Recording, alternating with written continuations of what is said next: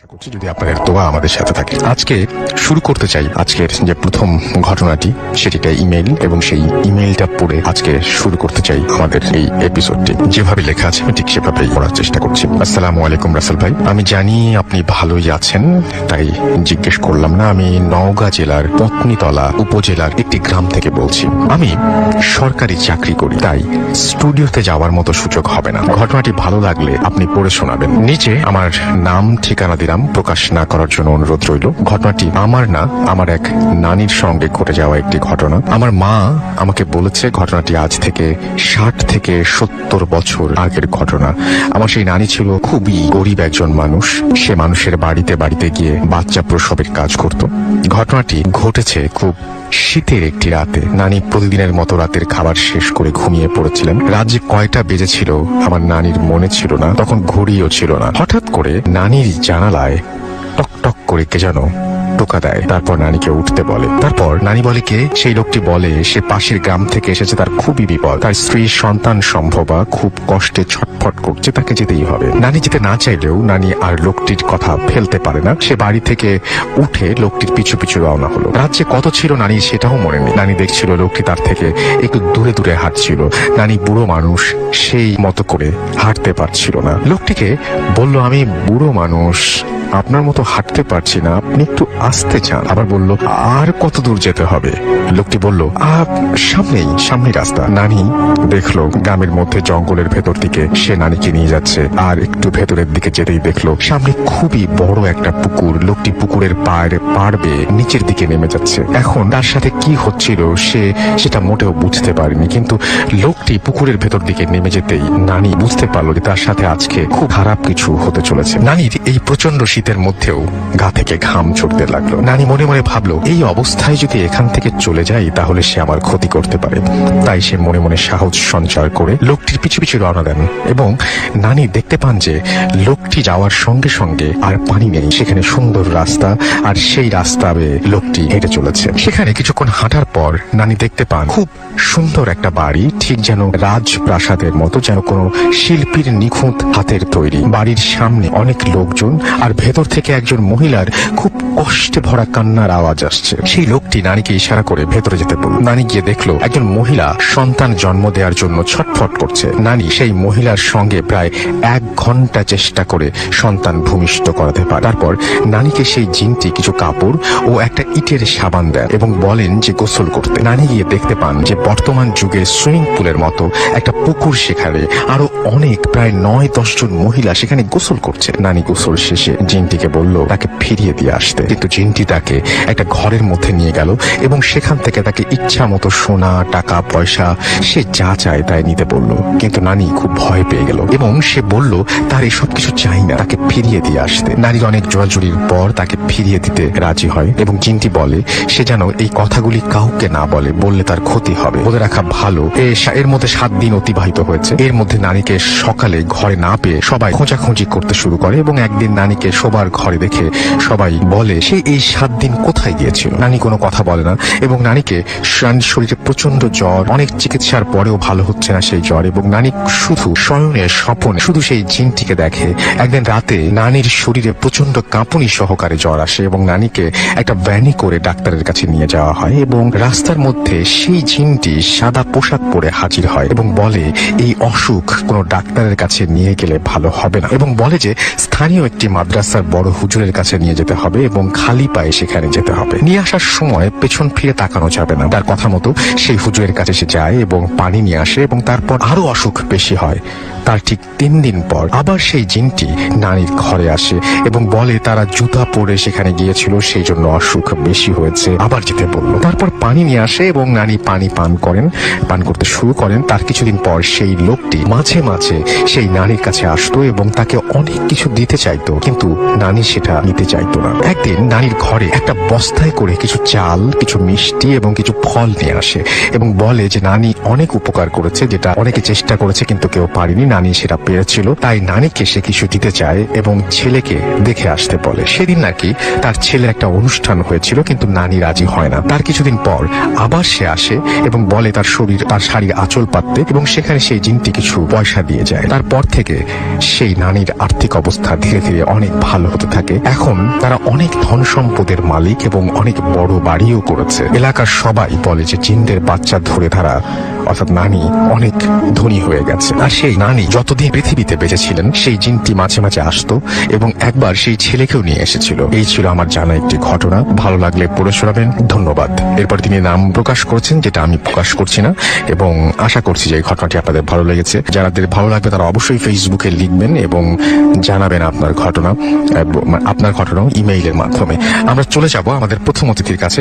আপনার নামটা প্লিজ একটু জানাবেন এবং তারপরে আপনার ঘটনায় যাব আমরা। Okay, at first take my salam Rasulullah, assalamu alaikum. ওয়ালাইকুম সালাম। I'm Sakib, come from Khilkhet নিকুঞ্জ 2। আমি যে স্টোরিটা শেয়ার করবো, এই স্টোরিটা হচ্ছে রংপুর জেলার তারাগঞ্জ থানার আর হচ্ছে বুড়িরহাট নামক একটা জায়গার স্টোরি।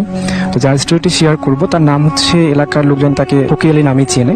ইনি যে কাজটা করতো, রাসেল ভাই, যে গ্রাম অঞ্চলে হয় কি যে ধানের মৌসুমে আপনার হচ্ছে প্রায় হচ্ছে যে পাম্প দিয়ে আর কি জমিতে সেচ দেওয়া হতো আর কি।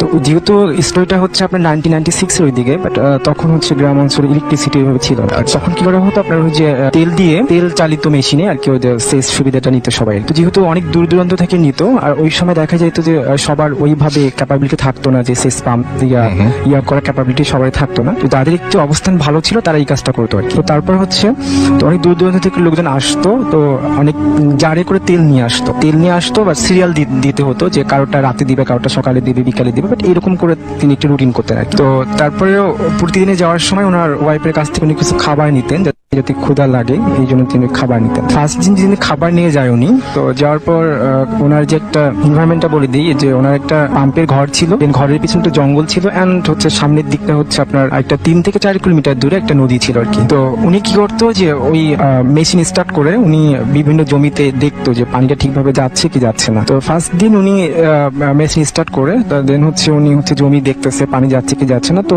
দেখার পর ভাবলো যে ক্ষুধা যেহেতু লাগছে, একটু খেয়ে আসি। আচ্ছা। তো উনি যখন ঘরে আসার পর দেখে যে আসলে ওনার যে টিফিন ক্যারিতে খাবারটা নিয়ে আসছে, বা টিফিন ক্যারিটা খুব সুন্দর করে কি জন্য খেয়ে ক্লিন করে রাখছে। তো উনি ভাবলো যে আমি তো খাবার নিয়ে আসলাম, নাকি ভুলে খাবার দেয়নি, তো কেউ যদি খাইতো তাহলে টিফিন ক্যারিতে এত সুন্দর করে ক্লিন করে রাখতো না। বাট উনি একটা খটকা লাগে। তারপর উনি বললো আচ্ছা ঠিক আছে, বাসা যেয়ে জিজ্ঞাসা করবো। তো ওনার ওয়াইফ বলে না, আমি তো ঠিকই দিচ্ছি। তো তারপর বলে এটা কি হলো, তো ঠিক আছে এটা বাদ দাও। তো তারপরে 3-4 দিন নর্মাল ছিল সবকিছু ওকে।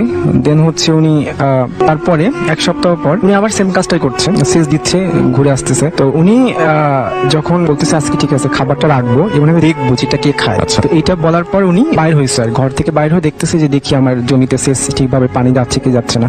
তো উনি ঘর থেকে বাইর হওয়ার পর দেখতেছে যে ওই নদীর ওই দিক থেকে একটা সাদা পোশাক পরিহিত একজন লোক আসতেছে। তো উনি যে আসতেছে, বাট প্রায় অনেকক্ষণ থেকে আসতেছে, বাট ডিস্টেন্সটা কমছে না। উনি যে ওনার কাছে পৌঁছাবে, বাট এই ডিস্টেন্সটা কমছে না। উনি বলতেছে একটু পথ আসতে তো এতক্ষণ লাগার কথা না। উনি বলতে দেখি আমি একটু আগে যা দেখি আসলে কি এটা। উনি যখন যাচ্ছিল উনি ওই লোকটার কাছে পৌঁছাতে পারছে না। উনি ভাবলো যে এটা কি হচ্ছে। তারপরে উনি যখন যাচ্ছিল হঠাৎ করে তিনি কিউরিসিটি বশত ভাবলো দেখি একটু আমার মেশিনের ঘরের দিকে একটু তাকাই। ঘরের যখন একটু লোক দেয়, তো উনি দেখে যে অসংখ্য কুকুর ঘরটা থেকে বের হচ্ছে, জঙ্গলের দিকে যাচ্ছে। তারপরে উনি আবার ওনার ফ্রন্ট সাইডে আবার লুক দেয়, যে লোকটাকে দেখলাম। তো দেখার পর দেখেছে না লোকটা কোনো ভেনিশ হয়ে গেছে। তো পিছন থেকে কেউ একজন ডাকতেছে ওনাকে, অনেক সাউন্ড করে ডাকতেছে যে আপনি কই যাচ্ছেন। তো উনি অলমোস্ট নদীর কিনারে চলে আসছে প্রায়। তো ওনাকে উনি পিছন থেকে এসে আপনি কই যাচ্ছেন, তো বলতেছে আমি তো জমিতে দেখতে আসছি যে ঠিকভাবে পানিগুলো যাচ্ছে কি যাচ্ছে না। তো বলছে আপনি তো প্রায় নদীর কাছে চলে আসছেন, নদীর আশেপাশে আপনার জমি নাই, আপনি কই যাচ্ছেন। তারপরে উনি তখন ওনার ঘোটা কেটে যাওয়ার পর ওনাকে শেয়ার করে না, যদি ভয় পেয়ে যায়। তারপরে ফজরের সময় উনি বাসায় এসে কাউকে কিছু বলেন না। বলার পর আবার প্রায় 3-4 সপ্তাহ সব ওকে ছিল। তো তারপরে ওনার ওয়াইফ সেম জিনিসটাই দেখে। তো একদিন রাতে প্রায় হচ্ছে ফজর আজানের আগে ওনার হাজবেন্ড ফজর আজানের সময় আসে বাসায়। তো আগে কেউ একজন টোকা দিছে দরজায়। টোকা দিয়ে ওনার টোনটা এরকম ছিল না, হাজবেন্ডের টোনে ওনাকে কল করছে যে দরজাটা খুলো, আমি আসছি। তারপরে উনি দরজাটা খুলে, তো আগে তো গ্রামে যেহেতু ইলেকট্রিসিটি ছিল না, বাট হ্যারিকেন নিয়ে যখন বাইর হয়, তো বাইর হওয়ার পরে ওনার হাজবেন্ডকে উনি ডাকছে যে তুমি কোথায়। তারপর ওনার হাজবেন্ড উনি ভাবছে হয়তো বা ওয়াশরুম গুলো একটু দূরে হয় গ্রাম অঞ্চলে, আপনি জানেন। তো উনি ভাবছে হয়তো বা উনি ওয়াশরুমে ফ্রেশ হওয়ার জন্য গেছে। তো উনি যখন ওয়াশরুমে যায় দেখে যে ওখানে কেউ নেই। তো উনি বললো যে উনি কি আমার সাথে এই ধরনের ফান করতে পারে, বাট উনি তখন রুমে ব্যাক চলে আসেন। আসার পর ওনার হাজবেন্ড সেদিন ফজর আজানের সময় আসেনি, উনি একটু প্রায় 7টা 7:30 দিক বাসায় আসে। তো উনি বলে আচ্ছা তুমি তো কালকে আসছো। তো বলে না আমি তো আসিনি, তুমি আসলা, তুমি আমাকে ডাকলা, আমি দরজা খুললাম, খুলে দেখি তুমি নেই, তুমি আমার সাথে এই ফানটা কেন করলা? তো ওনার হাজবেন্ড ওনাকে রাগারাগি করে, তোমাকে তো আমি একদিনই বলছি যদি কেউ ডাকে তুমি খুলবা না, আগে জানালা দিয়ে দেখবা, কনফার্ম হবা, দেন তুমি দরজা ওপেন করবা, তার আগে তুমি কেন খুঁজছো? ওনার হাজবেন্ড অনেক বকাঝকা করে। তো সেদিনের মতোই যায়, বাট এটা যে ভয়াবহতা সামনের দিকে আরো অনেক একটা করুন, সেটা উনি ওনার স্ত্রী সেটা আগে থেকে করতে পারেনি, উনিও পারেনি। তো একদিন ওনার স্ত্রীকে উনি বলে যায় যে আজকে আমি বাসায় এসে ফজরের নামাজ পড়বো। তারপরে উনি চলে যায় ওনার ওখানকার কাজ শেষ করে, ওনার ওয়াইফ আজান দিচ্ছে, তা উনি বলতেছে উনি তো বলে গেছে যে উনি ফজরের আজানের সময় আসবে, নামাজ পড়বে, বাট উনি এখন আসতেছে না কেন? প্রায় দেখা যাচ্ছে যে আপনার 6-7টা বেজে গেছে। তো উনি তখন জমির দিকে যাওয়া শুরু করে। তো যাওয়ার পরে ওনার যে রাসেল ভাই যে পানি যায় যে ড্রেন গুলো আছে, জি। তো ড্রেনের মধ্যে দেখে যে ওনার মাথাটা নিচুর দিক হয়ে উনি শুয়ে আছে। উনি তো চিল্লাচিল্লি শুরু করে, তারপরে লোকজন আসে। তারপরে যখন ওনাকে ওখান থেকে উঠানো হয়, রাসেল ভাই ওনার মুখটা এত বিভ্রস ছিল যে কেউ যেন থেতলে দিয়েছে, এরকম ছিল। তো আচ্ছা। দেখে ওনার ওয়াইফ অনেক চিল্লাচিল্লি করে, সবাই তারপরে ধরা, তখন তো উনি ডেথ অলরেডি, বাসায় নিয়ে আসে, এলাকায় তো তোলপাড় অবস্থা যে এরকম ফকির আলী মরে গেছে ট্রেনে পড়ে। দেন হচ্ছে যেহেতু ওটা অস্বাভাবিক মৃত্যু, তো এটা তো পোস্টমর্টম ছাড়া কখনোই দাফন করবে না। দেন হচ্ছে পুলিশরা চলে আসে, আসার পরে ওটাকে যেহেতু গ্রামের ব্যাপার, লোকজনকে দেখা যাচ্ছে যে ইউনিয়ন পরিষদের মেম্বার চেয়ারম্যান তারা রিকোয়েস্ট করতেছে উনি ভালো মানুষ ছিলেন, নামাজ পড়তো, পোস্টমর্টম না করতে, যেহেতু পুলিশের যেটা রুলস এটা তো তারা পালন করবেই। তো দেন এগুলো করতে প্রসেসিং করতে করতে প্রায় সন্ধ্যা হয়ে যায়। তারপরে লাশটাকে তো নিতে হবে, কারণ হচ্ছে যে গ্রাম থেকে প্রায় আমাদের রংপুর সরকারি মেডিকেল অনেক দূরে। তারপরে হচ্ছে ওখান থেকে একটা পিক আপ ঠিক করা হয়েছে, পিক আপে করে লাশটাকে নেওয়া হবে। তো পুলিশ বলে পিক আপ ওয়ালাকে যে আপনি সামনে যাবেন, আমরা পিছন দিক থেকে আপনাকে ফলো করবো। তো রাসেল ভাই প্রায় হচ্ছে 1 কিলোমিটার যাওয়ার পর হঠাৎ করে স্টার্ট বন্ধ হয়ে যায়। বন্ধ হওয়ার পর তো বলে স্টার্ট তো বন্ধ হয়ে গেছে, এখন তো এটাকে কিভাবে নিব? তখন কি করে, পুলিশের গাড়ির পিছনে গাড়িটাকে রশিদে বেঁধে তারপরে গ্যারেজ পর্যন্ত নেওয়ার চেষ্টা করে। যখন আপনার হচ্ছে পুলিশের যে ছিল ড্রাইভার, উনি যখন ড্রাইভ করছে, বাট উনি হঠাৎ করে হার্ড ব্রেক করে দেয়। এখন ওনাকে বলে আচ্ছা তুমি এভাবে হার্ড ব্রেক করে রাস্তার মাঝখানে? তা বলছে স্যার আমি নিতে পারছি না। তা বলে কি হয়েছে? তা বলে আমি রাস্তাকে ফাইন্ড আউট করতে পারছি না। তো বলে কেন, রাস্তা তো ঠিকই আছে। স্যার আপনি ঠিক দেখতেছেন, বাট আমি একটা রাস্তাকে 4টা করে দেখছি। তো উনি বললো হয়তো বা সারাদিন এত গ্যাঞ্জাম ছিল, বা হয়তো বা একটু হ্যালোসিনেশন হতে পারে। তো ঠিক আছে, গাড়িটা ওই যে চায়ের দোকানের কাছে দাঁড়াও, আমরা একটু ফ্রেশ হয়ে। তো সবাই চাটা খাওয়ার পর দিন প্রায় ওখানে 10 মিনিট স্পেন্ড করার পর আবার যখন তারা রওনা দিবে, তো রওনা দেওয়ার পর রাসেল ভাই তখন সব ঠিক ছিল, বাট ফাইনালি তারা হচ্ছে পৌঁছায় মেডিকেলে। তো এখন যেহেতু করবে, তো করার পর ডোমরা চলে আসে, সবাই চলছে, প্রসেসিং চলছে পোস্টমর্টম করার জন্য। তো রাসেল ভাই তারা যেহেতু এত এক্সপার্ট, বাট তারা কেন যেন হিমশিম খেয়ে যাচ্ছে। মানে 2জন ছিল, একজন লাস্টটাতে তাকিয়ে আছে, একজন বিভিন্ন সিজার করার জন্য সব নিয়ে আসছে, বাট তারা কোনোভাবে শুরু করতে পারছে না যে আমরা কিভাবে শুরু করবো, কোত্থেকে শুরু করবো, এইরকম আর কি। একদম আরেকজনকে জিজ্ঞাসা করছে তুমি শুরু করো, এ বলছে না তুমি শুরু করো। তারা তাদের মধ্যে একটা গোলযোগ লেগে গেছে। তখন পুলিশ বলেছে তোমাদের সমস্যাটা কি? তখন বলছে স্যার আমাদের প্রবলেম হচ্ছে যে আমরা কোনোভাবে শুরু করতে পারছি না। তা বলে একটু ফাজলাম ওনাকে, তোমরা যে কাজটা এক্সপার্ট শুরু করতে পারছো না মানে কি? তো তারপরে যেহেতু পুলিশ ওই শুনছে একটু যে মৃত্যুটা কিভাবে ঘটছে ওনার ওয়াইফের কাছ থেকে শোনার পর, উনি তখন বলে ঠিক আছে আমাদের যেহেতু কেন্দ্রীয় মসজিদে হুজুর আছে, তো আমরা হুজুরের হেল্প নিতে পারি। তখন হুজুরকে কল করা হয়, হুজুর চলে আসে। হুজুর তখন আসা মাত্রই বুঝতে পারে যে এটা হচ্ছে জিন ঘটিত মৃত্যু, এটা একটু প্রবলেম হবে, বাট আমি সাময়িক সময়ের জন্য কিছু দোয়া দরুদ পড়ে এটা ঠিক করে দিতে পারি, বাট পরে কি হবে এটা আমি বলতে পারবো। তারপর রাসেল ভাই তখন উনি ঠিক করে দেয়, একটু দোয়া দরুদ পড়ে দেয়। দেন হচ্ছে পোস্টমর্টম করার পর বাসায় নিয়ে আসার পর লাশ গোসল করানো সব ওকে, বাট দাফন টাফন করা শেষ। দাফন করার প্রায় 1 সপ্তাহ পর প্রবলেমটা শুরু হয় ওনার ওয়াইফের সাথে। হঠাৎ করে রাতে হচ্ছে টিনের চালে অসংখ্য ঢিল ছুটছে, ডিস্টার্ব করছে, দরজায় টোকা দিচ্ছে, ওনার হাজবেন্ডের টোনে ডাকাডাকি করছে, ওনার ওয়াইফ খুব নিতে পারছে না। তারপর উনি একটা কবিরাজের কাছে যায়, কবিরাজকে বলেন যে আমার এই প্রবলেম হচ্ছে। তো বলে যে ঠিক আছে আমি তো এটা পারবো না, আমি একটা রেফারেন্স দিচ্ছি, আপনি ওনার সাথে যোগাযোগ করতে পারেন। তারপর উনি যখন রেফারেন্সটা দেন রাসেল ভাই, তখন উনি ওই কাছে যান আর কি, কবিরাজের কাছে। তো কবিরাজ যেটা অনেক ইনফর্ম করে যে আপনার রুমে বক্সের মধ্যে একটা ছোট একটা পুতুল আছে। রাসেল ভাই আমি একটা করে আসছি যে উনি একটা ওনার ঘরে ফার্স্ট টাইম যখন উনি ওই জিনিসটা দেখছেন, তো উনি একটা পুতুল পাইছেন, ছোট্ট খুবই ছোট আকৃতির একটা পুতুল। ওই পুতুলটা উনি ঘরে এসে রাখেন, বাট ওনার ওয়াইফ জানতো না। তো তখন হুজুর বলে ওই পুতুলটা হচ্ছে আপনি একটা ছোট্ট একটা ব্যাগে করে ব্ল্যাক কাপড়ের একটা ব্যাগ তৈরি করবেন, তৈরি করে ওই ব্যাগে করে আপনি পুতুলটা হচ্ছে ওই নদীতে ফেলাই দিন। ওনার ওয়াইফ হচ্ছে পুতুলটাকে একটা ব্ল্যাক কালারের ইয়াতে করে উনি তারপরে ফেলাই দিয়ে আসেন। তো তারপর থেকে ওনার বাড়িটারি বন্ধ করে দেওয়ার পর সবকিছু ওকে ছিল। এই ছিল আমার first story. Thank you so much আপনার প্রথম ঘটনার জন্য। আপনাকে অনেক অনেক ধন্যবাদ এবং আশা করছি যে আপনাদের অনেক ভালো লেগেছে এই ঘটনাটি। এরপরে আমরা কিছু ইমেইল আমরা কিছু পাচ্ছি, আমরা চলে যাব আমাদের পরবর্তী অতিথির কাছে এবং তার ঘটনাটি শুনে আসবো। আপনার নামটা প্লিজ একটু বলবেন আপনি কোথা থেকে এসেছেন, তারপর আপনার ঘটনায় যাব। ধন্যবাদ রাসেল ভাই, সবাইকে আসসালামু আলাইকুম। আমি নাহিদ, আসছি ডুয়েট গাজীপুর থেকে। জি। তো আমি যে গল্পটা বলবো এটা আমার এলাকার চাটমোহর পাবনার, আর এটা আমাকে বলছে আমার সিনিয়র স্যার মাসুদুর রহমান। তো ঘটনা হচ্ছে 2006 সাল। তো আমার স্যার, বলি যে স্যার টেক্সটাইল ইঞ্জিনিয়ার, তো পাবনার থেকে ঢাকাতে থাকতো বাসাতে। উনি জব করতে করতে হঠাৎ 2 দিনের ছুটিতে বাসা যায়। বাসা যেতে রাতে পৌঁছায় বাড়িতে, মানে বাড়িতে পৌঁছায়। বাড়িতে পৌঁছানোর পরে রাতে অনেক রাতে পৌঁছানোর পরে ঘুমায়। এখন ঘুমে আনুমানিক ভোরবেলাতে হঠাৎ করে স্যার একটা স্বপ্ন দেখে। ওটা হচ্ছে এরকম যে কেউ বলতেছে যে মানে আজান দিচ্ছে, যে আজানে একটা মানে শোক সংবাদ আসছে একটা।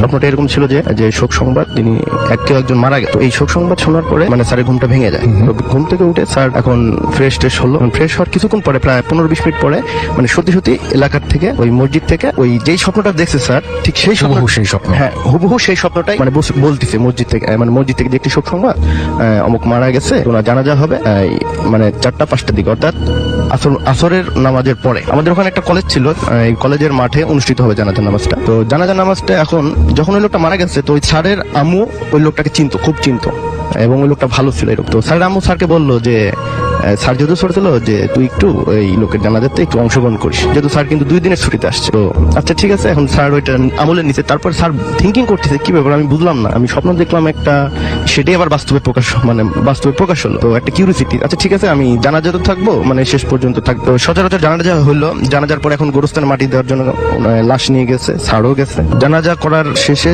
মাটি দেওয়ার পরে যেটা হয়, আমাদের দেখা যাচ্ছে কি যে মানে কবরটা অনেক মানে করে অনেকে, অনেক বাঁশ কেটে, তারপরে কি মানে টাটা ইচ্ছা গাড়ি যেগুলো বলি আমরা, তো ওগুলা দিয়ে খুব সুন্দরভাবে সাজায় করে কবরটা প্রস্তুত করে। তো ওইখানে আমাদের মানে যে ইয়েটা ছিল, হুজুরটা ছিল জানাজা নামাজটা পড়ায়, ইনস্ট্যান্ট হুজুর কিন্তু কবরের ওখানে দাঁড়ায় আছে, দেখতেছে যে কবর প্রস্তুত করা ঠিক হয়েছে কিনা। যেহেতু হুজুর মানে জানাজা পড়াইছে এবং লাশ দাফন দেওয়া মানে শেষ পর্যন্ত কিন্তু হুজুরের মানে দায়িত্ব থাকে এরকম। এখন হুজুর মানে কবর কমপ্লিট হয়েছে, আর 10 থেকে কি 15 সেকেন্ড পরেই মানে মুনাজাত করবি। এটা মানে আমাদের ইসলামে এরকম নিয়ম আছে যে কবর দেওয়ার পর সাথেই মানে বেশি দেরি মানে করতে হয় না। দেখা যাচ্ছে কি যে কিছুক্ষণ পরেই মানে মুনাজাত ধরতে হয়, তো দোয়া করতে হয়। তো এখন যে মুহূর্তে মুনাজাত করবে, মানে কে জানি ওই মানে যে হুজুরটা জানাজা পড়াইছে, পিছন থেকে কে জানি একজন মুনাজাত ধরছে আর কি। তো এইটা আর কি কেউ বুঝতে পারেনি। মুনাজাতটা অনেক বড় হয়েছে, মুনাজাত মানে প্রায় 15 থেকে 20 মিনিটের মতো মুনাজাত। তো এখন মুনাজাত হয়েছে, এখন দোয়া হচ্ছে, এখন কেউ কিছু বলতে পারছে না। কিন্তু যখন এট দ্য টাইমে সবাই বিরক্তি হয়েছে, তখন একজন বলে ফেললো যে হুজুর একটু মানে দোয়াটা একটু শর্ট করে করেন। তখন কিছুক্ষণ পরে আবার মানে দোয়া শেষ হয়ে যায়। তো যাই হোক, দোয়া শেষ হওয়ার পরে এখন হুজুর কিন্তু, সামনে যে হুজুরটা ছিল জানাজা নামাজ পড়াইছে, সেই হুজুর কিন্তু দোয়া মোনাজাতটা ধরে নেই। সে হুজুর পিছন থেকে ঘুরে বলছে, আচ্ছা কে কোন হুজুর বা কে এই দোয়াটা ধরলোটা কে? তখন বাকি মুসল্লিরা যারা পিছনে ছিল তারা বললো যে হুজুর এটা তো আপনি হুজুর, আপনি জানাজা নামাজ পড়ছেন, এটা তো আপনি করবেন, আপনি তো মোনাজাত ধরছেন। তো হুজুর না, আমি তো মোনাজাত ধরিনি, আমি তো মোনাজাত ধরলে এত বড় করার তো কোনো মানে প্রশ্নই আসে না। কে ধরাইছে? হুজুরেরও কিন্তু রাগ আছে যে কে এরকম একটা রাগারাগির পড়া একটা পর্যায়ে সবাই বললো, মুসল্লিরা বলেছে যাই হোক যেটা হওয়ার হয়েছে, এখানে রাগারাগি করে কোনো লাভ নাই। হয়তো গায়েবী ভাবে কোনো একটা লোকটা ভালো ছিল, যেহেতু হয়তো এরকম একটা মানে কোন একটা ফেরেশতা হয়তো এরকম একটা মানে মিরাকেল একটা ঘটনা ঘটছে। তো যাই হোক, এই বিষয়ের পরে ওই দিন বড় ভাইটা ইনস্ট্যান্ট ছিল, তার ঠিক 1 বছর পরে একই ডেটে, অর্থাৎ 7 সালের একই ডেটে ভাইটা আবার ছুটি পায়, এরকম জবের করার পরে ছুটি পায়, আবার সে বাসায় আসে। কিন্তু সে যে ওই একই ডেটে আসছে এটার ভাইয়া জানে না, সেটা ভাইয়া জানে না, এটা পরে জানতে পারে, সে বাসা আসার পরে জানতে পারে। তো যেহেতু সে জানে না, সে ট্রেনে আসবে, জব করছে, মানে অফিসে কাজ করছে, বিকাল দিয়ে কাজ করে বের হয়েছে সন্ধ্যার আগে। ওইখানে তো আর কোনো মানে ট্রেনে যাবে বাসাতে, এখন ট্রেনে করে বাসাতে যাবে, কিন্তু ওইখানে কোনো বসার মতো মানে স্ট্যান্ডিং টিকিট কাটছে, কিন্তু বসার কোনো সিট পায়নি। যে লোকটা মারা গেছে, ওই যে মারা গেল জানাজা এবং কবর দিল, ভাইয়া কিন্তু ওই লোকের চেহারাটা দেখেনি। আর যেহেতু ভাইয়া অনেকদিন পর মানে বাসায় যায়, হয়তো চেহারা দেখলে চিনতে পারে, হয়তো নাম জানে না, অথবা নাম শুনলে চিনতে পারে, চেহারা জানে না, এরকম হতে পারে বলে যে স্টেশনে আসলো, সেই স্টেশনে ওই লোকটাকে দেখছে, দেখার পর চিনতে পারছে যে হ্যাঁ, এই তো আমার এলাকার আঙ্কেল। এলাকার আঙ্কেলটা যে কথাটা বললো, এখন এলাকার আঙ্কেল ওকে দেখেও চিনতে পারছে, হ্যাঁ কি খবর তুমি এখানে? তো বললো যে এই বিষয়, আমি তো এখানে থাকি, এখানে জব করি, তো আমি বাসায় যাচ্ছি আজকেতে, ছুটিতে 2 দিন ছুটি পেয়েছি। তো আচ্ছা ঠিক আছে আঙ্কেল, এবং যে লোকটা মারা গেছে ওই লোকটা সেই 2007 সালের এই ভাইয়ের সাথেই দেখা। তো ভাইয়া তো দেখেনি, চেনেও নাই, তো ওইভাবে বলতেছে আচ্ছা ঠিক আছে তাহলে একসাথেই যাই। তো ওই আঙ্কেলের আবার টিকিট কাটা ছিল, অ্যাডভান্স টিকিট, সিটিং মানে সিট সহ। আঙ্কেল আবার কি করছে যে ঠিক আছে তুমি বসো, আমরা একসাথে যাই। পরে এরকম মিলেমিশে যেতে পারবো, বেশি দূরে না, কাছেই। তারপরে এইভাবে করে মাঝখানে আসার পথে মাঝখানে অনেক আলাপ আলোচনা হয়েছে। আঙ্কেল তার বিষয় বলছে, হ্যাঁ, তারপর আমার বড় ভাইও তিনিও তার বিষয়ে আলাপ আলোচনা করছে। তো এইভাবে আস্তে আস্তে বাসায় পৌঁছালো রাত তখন 2টার দিকে, মানে বাসাতে আসছে। তো বাসাতে আসার পরে সেম মায়ের আম্মুর সাথে দেখা হলো। বাসাতে আসা আম্মু ছিল, স্যারের আম্মু থাকে। তো আম্মুর সাথে কথা বলতে বলতে বললো যে আজকে তো এই বিষয়ে একটা আঙ্কেল হেতে আসলাম, তো আঙ্কেল তো আমাকে তার সিটে নিজে না বসে, সে একবার বসেনি, আমাকেই তার সিটটা দিল। তাই মনে করলাম হয়তো আমাকে ভালোবাসে বা স্নেহ করে, সেই হিসাবে আমাকে তার ইয়েটা দিচ্ছে। আমিও আঙ্কেলকে জোরাজোরি করছি বসার জন্য, বাস আঙ্কেল একটা বারের জন্য বসে, খালি আমাকে বসান। সেফ ইভেন যেগুলো স্টেশনের টপিকস আছে, টপিকস যেগুলো হয় সেগুলোতে আঙ্কেল আমাকে অনেক চিপ অথবা জুস, হ্যাঁ, এগুলো কিনে দিচ্ছে, আমি খাইছি। মানে আমাকে খুব আদর করতে করতে, নিজের ছেলের মতো আদর করতে করতে নিয়ে আসতো। নিয়ে আসার পরে এগুলো বললো, এবং আঙ্কেলের যে ছেলের কিছু কথা বললো, তখন আমার ওই বড় ভাইয়ের আম্মুটা বুঝতে পারলো যে এটা সেই 1 বছর আগে যে লোকটা মারা গেছে সেই লোকটাই ছিল। 7 বছর আগে বলেছিলেন? না 2007 সালের ঘটনা। আচ্ছা, 1 বছর আগে। 1 বছর আগে, হ্যাঁ, একই ডেটে, মানে মৃত্যুবার্ষিকী। সেই যে ঘটনাটা, মানে 1 বছর আগে যে লোকটা মারা গেছে সেই লোকের সাথে আছে। ওই সময় তো আমার ওই ভাইয়াটা আর কি জানাজা অংশগ্রহণ করছে এবং মাটি দিচ্ছে, কিন্তু চেহারা তো দেখেনি।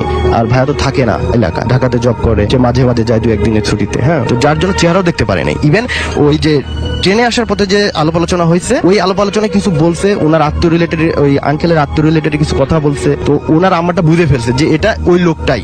তখন আমার বড় ভাইয়ার আম্মু খুবই মানে হতভম্ব হয়ে গেল, কিভাবে সম্ভব এটা, যে 1 বছর আগে তুই বললো, ভাইয়াকে বললো যে তুই তো জানাজা করলি তোর আঙ্কেলের, এবং আজকে সেই আঙ্কেলের আবার হচ্ছে, মানে যেহেতু পাশাপাশি তো একদম বাড়ির পাশাপাশি, তো 1 বছর উপলক্ষে হয়তো দোয়া মিলাদ এরকম কিছু হয়, অনেকে আবার কালেমা এরকম কুরআন শরীফ খতম দেয়। তো সেই হিসাবে ওই আঙ্কেলের আম্মুকেও দাওয়াত দিছিল, যেহেতু আঙ্কেল মানে ছোট বড় ভাইয়ের আম্মুকেও দাওয়াত দিছিল, যেহেতু বড় ভাইয়ের আম্মু থাকে। যে বললো যে এই আঙ্কেল তোর 1 বছর, এই আঙ্কেলই মারা গেল, তোর হয়তো খেয়াল নাই, মনে থাকিস না, এখানে আসিস না, আর যার জন্য তুই দেখিস। তখন বড় ভাই তো মানে খুব শক খাইছে যে কিভাবে সম্ভব এটা, মানে আমার সাথে এরকম হওয়ার কারণটা কি। সে একবার মানে স্বপ্ন দেখলো, স্বপ্ন দেখার পরে সেটা আবার বাস্তবে হলো, তারপর আবার জানাতে তো অংশগ্রহণ করে এরকম একটা মিরাকেল হলো, দেন আবার আজকে বাড়িতে আসলাম, এই ধরনের হওয়ার কারণটা কি। তখন বড় ভাইয়ার আম্মু বললো ওই রাতেই বললো যে দেখ, বিষয়টা হচ্ছে তুই যখন ছোট ছিলি, তোর ওই আঙ্কেলটা, মানে তোর যখন অসুখ হয়েছিল ছোটবেলাতে, অনেক অসুখ হয়েছিল, অনেক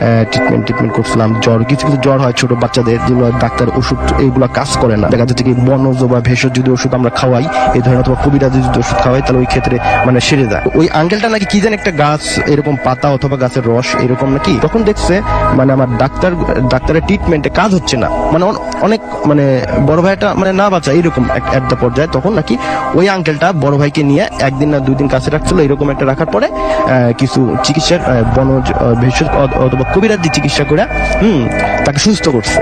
তো যার জন্য বলা চলে কি সেই আঙ্কেলের ট্রিটমেন্টে তার নতুন লাইফ সে ফিরে পাইছে। যেহেতু আঙ্কেল মারা গেছে, তো তখন মানে বড় ভাইয়ার আম্মুটা মানে বুঝতে পারছে যে যেহেতু এই বিষয়টা ছিল, তাহলে সেহেতু বড় ভাইয়ের সাথে এরকম ঘটনাটা ঘটছে।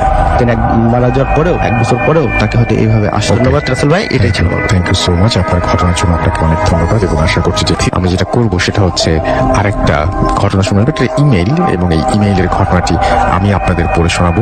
আশা করছি আপনাদের অনেক ভালো লাগবে। তো চলুন শুনে আসি ইমেইলটি।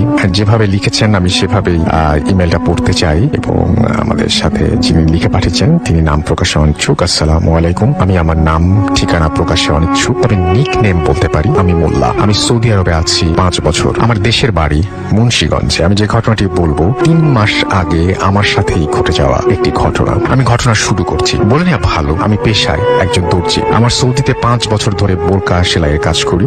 মূলত আমার ঘটনাটি একটি সেলাই মেশিন কিনি। 4 মাস আগে আমি এই কারখানায় কাজ নেই। আমাকে যে মেশিনটি দেয়া হলো কাজের জন্য, এটিতে কিছু সমস্যা থাকার কারণে আমি মুদির অর্থাৎ মহাজনকে বলি একটা মেশিনের ব্র্যান্ডের নাম তিনি বলেছেন, সেই নামটা আমি নাই বলি, মেশিন কিনে আনতে। আমি মেশিন সম্বন্ধে ভালো বুঝি, আগেরটা ঠিক করিয়ে যে তেমন লাভ হবে না বুঝেছিলাম, যেই কথা সেই কাজ। মুদির আমাকে নিয়ে গেল একটি মেশিনের দোকানে, সেই স্পেসিফিক সেই ব্র্যান্ডের মেশিনের দোকানে, এবং কয়েকটা মেশিন চালিয়ে দেখলাম, কিন্তু আমার পছন্দ হলো না। দোকানদার ছিল পাকিস্তানি।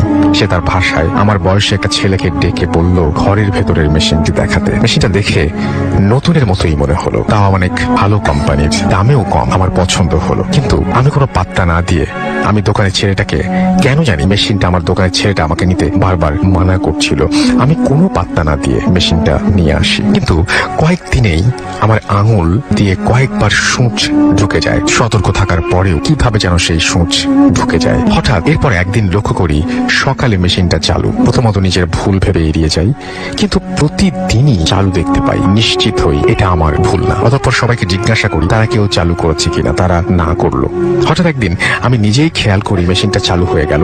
আমি মেশিন রুমে একা ঘুমাই, লাইট জ্বালিয়ে দেখলাম অন্য রুমের সবাই, এবং কিন্তু মেশিনটা চালু করলো কে। এর পরের দিন আমি মেশিনের কারেন্টের যে লাইন, ইলেকট্রিসিটির যে লাইন, সেটি খুলে রাখি। অবাক করা বিষয়, ওই দিন রাতেও খেয়াল করি মেশিন আপনা আপনি চালু হয়ে গেল, এবং সুইচ দেওয়ার আওয়াজটাও খেয়াল করি আমি। অর্থাৎ কেউ সুইচ দেয় সেটা মনে হয় তিনি বোঝাতে চাচ্ছেন।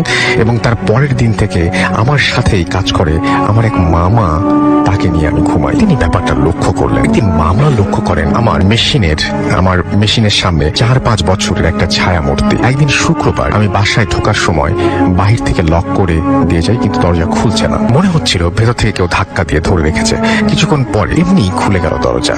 ভেতরে এসে দেখি কেউ নেই, কিন্তু আমার মেশিনটা এই মাত্র যেন কেউ বন্ধ করেছে। এমন আরো অনেক কিছুই একে একে সবাই লক্ষ্য করে। একটা সময় সবাই বলে মেশিনটা বদলিয়ে আনতে। মেশিনটা বদলিয়ে আনার সময় দোকানে আমার বয়সী সেই ছেলেটা আমাকে বলল, আগেই মানা করেছিলাম এটা নিতে। বুঝলাম এই মেশিনটার কোনো একটা কাহিনী আছে। আমি ছেলেটাকে জোর করে কাহিনীটা জানতে চাইলে এক পর্যায়ে ছেলেটি বলতে রাজি হলো।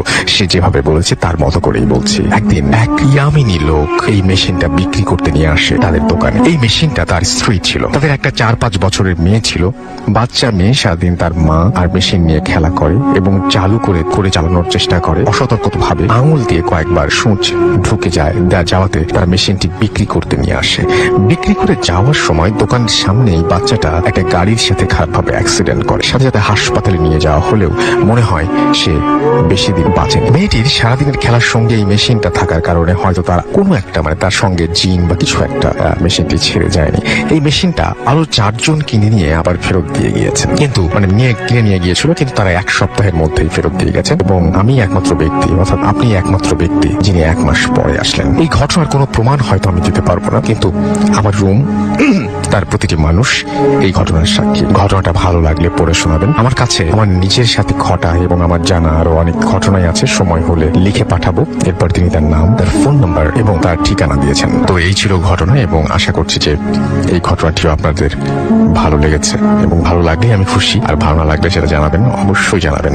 আপনাদের যে মতামত সেটা খুব জরুরি। কিন্তু আমি একটু বলতে চাই যে আমরা চলে যাব একটা ইমেইলে, এবং সেই ইমেইল না, আমরা চলে যাব একটা অডিও ক্লিপে, এবং অডিও ক্লিপ শেষ করে আমরা আবারও ফিরে আসবো। সেই পর্যন্ত আমাদের সঙ্গে থাকবেন, এবং অবশ্যই অবশ্যই অবশ্যই জানাবেন অডিও ক্লিপটি কেমন লাগলো।